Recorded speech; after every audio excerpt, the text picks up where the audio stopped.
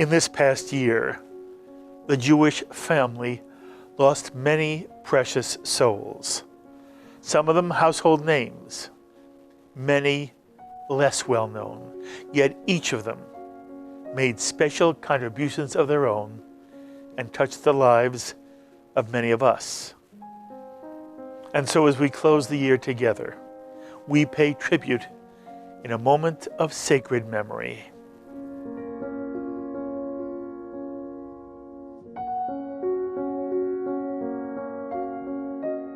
Rabbi Avraham HaKohen Cohn, a victim of COVID, credited with having saved the lives of 56 families during the Holocaust and known to have performed at least 3,000 circumcisions without ever asking for payment. Rabbi Osher Yaakov Westheim, a victim of COVID, who was a world-respected authority on kosher laws, who was among the most senior rabbis in Manchester, England. Rabbi Eliyahu Bakshi Doron, a victim of COVID, was a former Sephardic chief rabbi of Israel and a gadol in Torah scholarship who devoted his efforts to interfaith dialogue. Rabbi Yaakov Perlow, a victim of COVID, served as president of Agudath Israel of America, as well as heading its Great Council of Sages, Moatzat Gedolei HaTorah, Agudath's ruling body. Rabbi Zalman Kasavsky, the former chief rabbi of Zurich who for decades led congregations on 3 continents, including his serving as chaplain in the U.S. Marines. Rabbi Yisrael Moshe Freedman, the 6th Rebbe of a line of Hasidic masters who led his Beit Din from Bnei Brak in Israel and was known as one of Israel's great rabbis of the 20th century. Rabbi David Feinstein, son of Rav Moshe Feinstein, a leading halachic authority of the 20th century, who himself became one of the leading decisors of Jewish law in the world and member of the Council of Torah Scholars of Agudath Israel of America. Rabbi Laszlo Berkowitz, a Hungarian Jew who survived imprisonment in Auschwitz and who, after liberation, came to the United States, where he became a Reform rabbi who served an entire career with one congregation, Temple Rodef Shalom in Falls Church, Virginia, where he left an enormous legacy in the Jewish community. Rabbi Norman Lamm, a prolific author, philosopher, and a leading authority in Jewish law and literature, who was both an architect of and a spokesman for modern orthodoxy, serving as chancellor of Yeshiva University for nearly 3 decades. Rabbi Adin Evan Israel Steinsaltz, one of the most brilliant and beloved scholars of our generation, who was known for his prodigious intellect and tireless work ethic, who authored some 60 books, including his iconic 45-year journey to successfully translate all 68 volumes of the Babylonian Talmud, now available in Hebrew, French, Spanish, Russian, and English.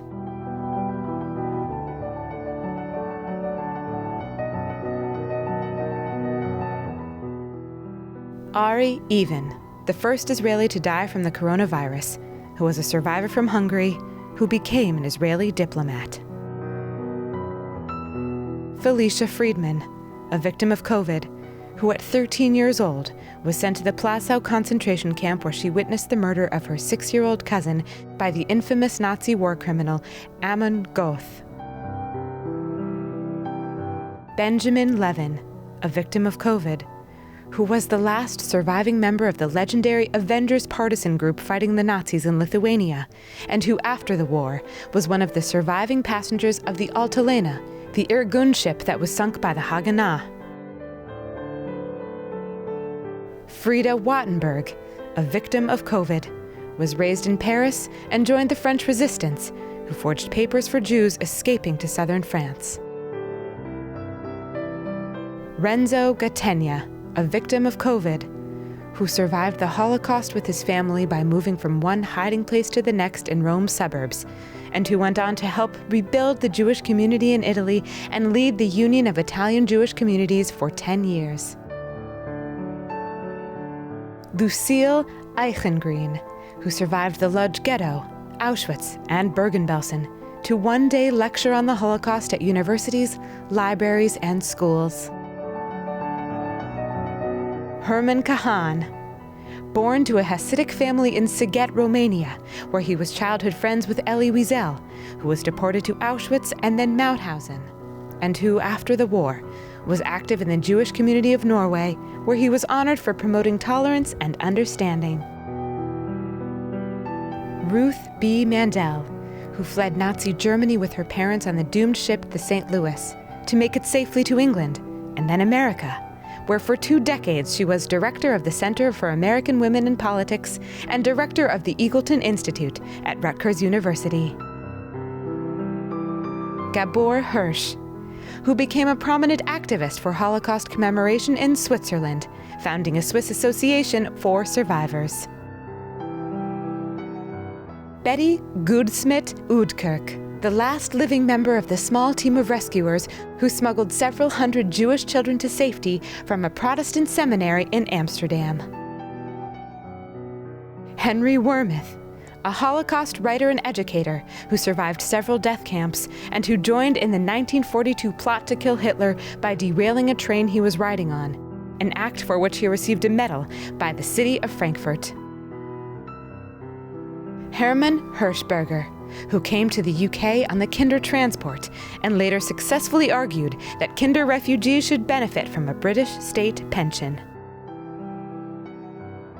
Esther Cohen, one of only 160 survivors from her native Greek city, who escaped Auschwitz-Birkenau and for years spoke to high school students about her survival as a member of the ancient Romaniot Jewish community, which had survived for 2,000 years before being nearly eradicated by the Nazis.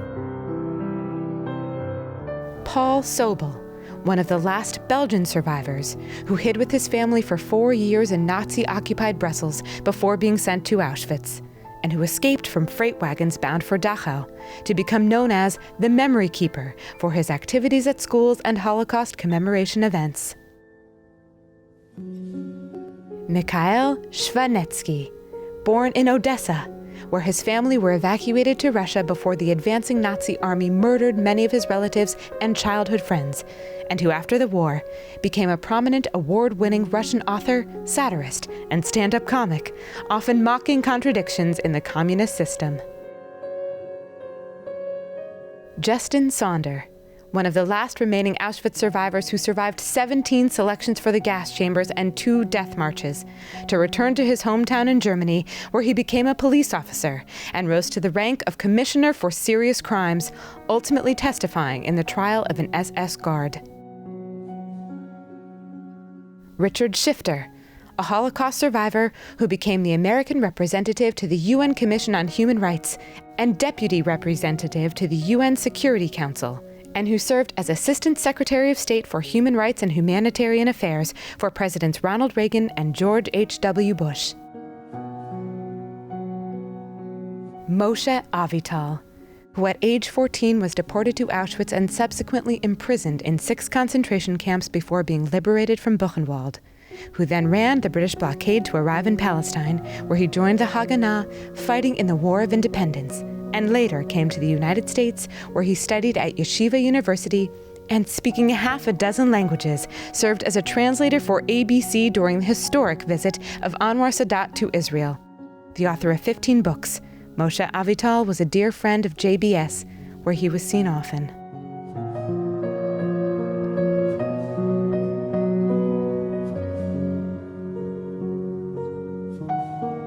Zev Sternhell, an academic expert on fascism and an outspoken critic of the settler movement, who headed the political science department at Hebrew University. Menachem Freedman, a professor emeritus at Bar-Ilan University, who was an expert in the tension between religious and secular Judaism in modern history. Natan Zak, an Israeli poet and literary critic, who shaped the development of modern Hebrew poetry and who won the Bialik Prize for Literature in 1982 and the Israel Prize for Hebrew Poetry in 1995. Yehuda Barkan, a beloved Israeli actor, film producer, director, and screenwriter, noted for his appearances in Israeli comedy cult classics of the 1970s and for producing and directing candid camera prank films in the 1980s. Eitan Haber, an Israeli journalist for Yediot Achronot, who wrote on military and security issues and who wrote many of Yitzhak Rabin's speeches, and who was part of the team that secretly negotiated the Israeli-Jordan peace treaty.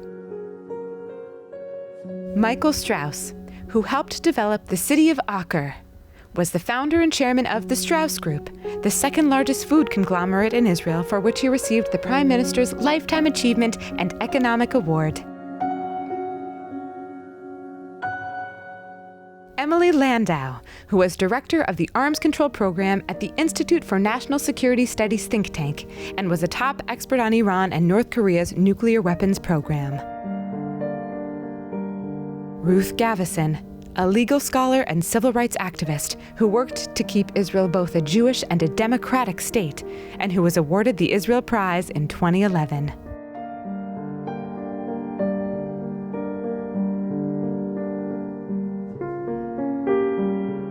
Steve Steiner, a victim of COVID, who for over a decade served as the Director of Public Relations for the Orthodox Union. Aaron Rubashkin, a victim of COVID, who was born in the former Soviet Union and as a member of the Lubavitcher Hasidic movement, was best known for his role in the kosher meat business. Isaiah Cooperstein, a victim of COVID, was the first director of education at the U.S. Holocaust Memorial Museum in Washington, D.C., and was co-curator of Remember the Children, Daniel's Story, which educated countless children about the Holocaust. William Helmreich, a victim of COVID, a longtime professor of sociology and scholar of Judaism who authored or edited 18 books. Theodore Mann, a victim of COVID-19, who served as former chairman of the Conference of Presidents of Major American Jewish Organizations and president of the American Jewish Congress, who was founding chairman of Mazon, a Jewish response to hunger, and who, as an attorney, argued several religious freedom cases before the U.S. Supreme Court. Jack Steinberger, pioneering physicist and Nobel Prize winner who worked with some of the leading physicists of the 20th century, such as Enrico Fermi and J. Robert Oppenheimer, who throughout his career refused to do research for weapons building. Robert Levinson, an American Drug Enforcement Administration and FBI agent who was held captive by the Iranian government for more than 10 years and whose death was announced by his family on March 25, 2020. June Willens, who served as the executive director of the American Veterans Committee, where she strived to achieve equality and recognition for women and other marginalized people in the armed services, for which she was inducted into the Maryland Women's Hall of Fame. Claire Schulman, a politician and registered nurse, who was the first woman to serve as Queensborough president in New York City, a position she held for 16 years.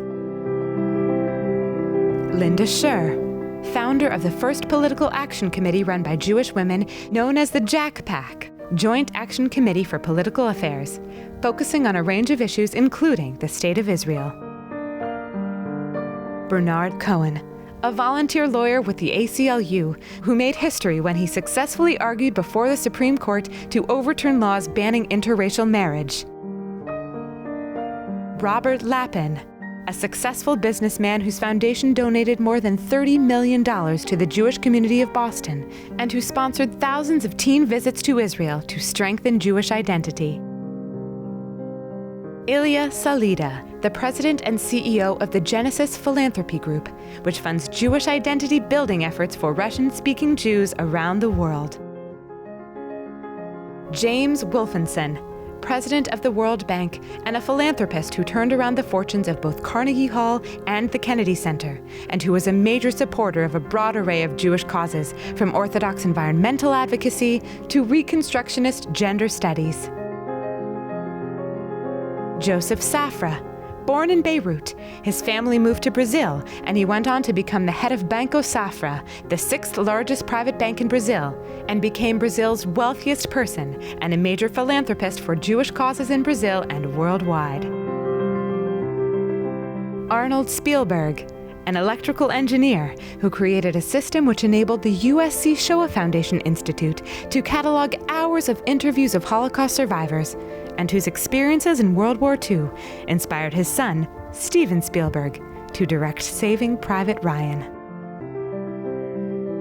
Reese Schoenfeld, CNN's founding president, who started the cable television news network with Ted Turner, and also created television's Food Network. Sumner Redstone was an American media magnate who with his family were majority voting shareholders in the mass media conglomerate of Viacom CBS, which he served until he retired at age 92. Helen Freedman, who served as executive director of AFSI, Americans for a Safe Israel, an organization which she served with unusual passion and distinction for more than 20 years, and who in that role appeared often on JBS.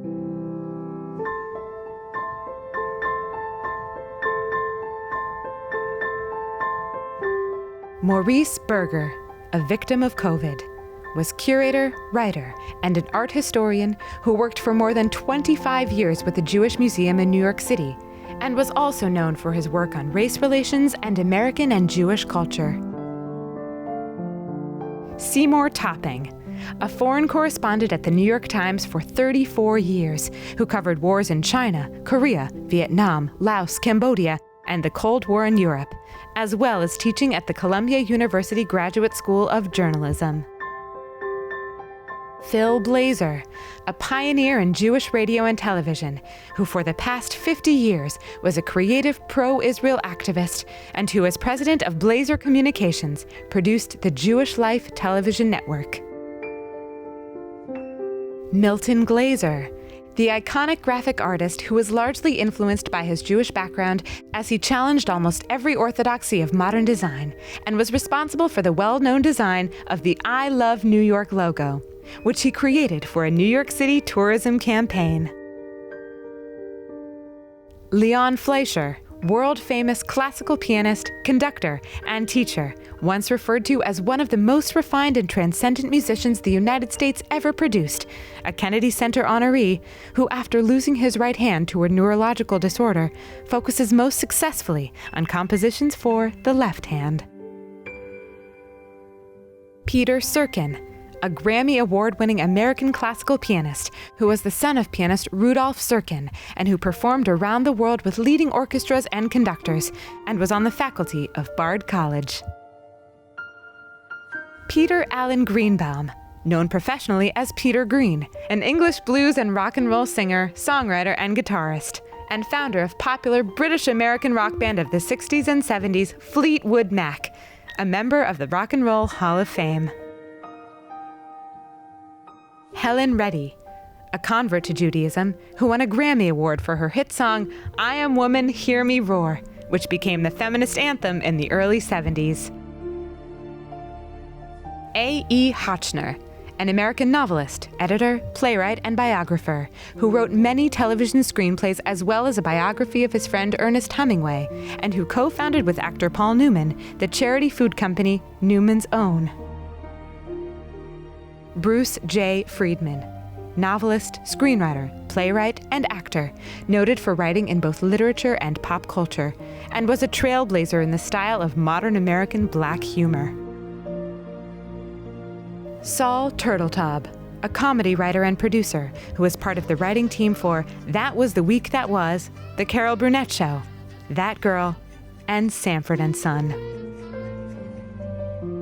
Bernard Gersten, American theatrical producer who played a major role in shaping American drama and musical theater, winning 15 Tony Awards and receiving the Antoinette Perry Award for Lifetime Achievement.